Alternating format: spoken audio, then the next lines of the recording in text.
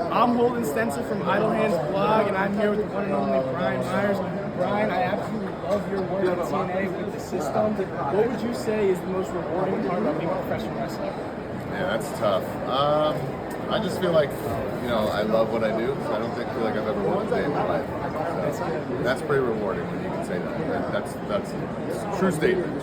When you were growing up, what was your favorite type of wrestling action figure? Hasbro's, LJNs? The gateway to my wrestling fandom and my collecting was WWF Hasbro stuff. Like, I just missed LJNs in the store, which are, the Big Rubber guys are a love letter too, which is very ironic. But like that little window in between, and I remember seeing the Hasbro commercials for Series 1 in like 1990, and I was 5, and I was like, nuts. That started it all.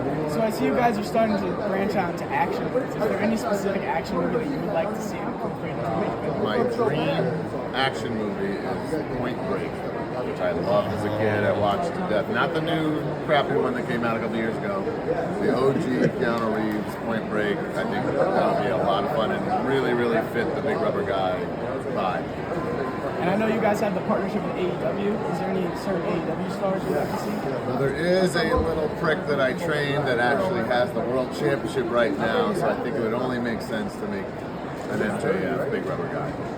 Out of the one thing I'd like you, which one would you say is your absolute favorite? Well, these are the major stars which we're like really into right now. What I like about these is like, obviously we can do legends like Macho Man who unfortunately passed or whatever, same as Sabu, but I do like that there's people out there that you can get signed. It looks great on the window box. I think that's a lot of fun. And then they're not on display right now, they're over there, but the Hardy Boys are going to have major stars in Series 3, and those guys are the coolest and have amazing autographs, and I think that's going to be something really fun to collect for people. That's great, that's great. And when you were a kid growing up and you saw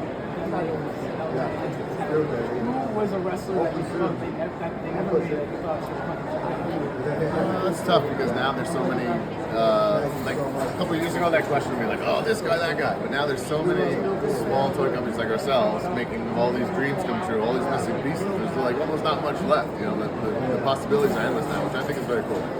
Thank you for your time. I appreciate you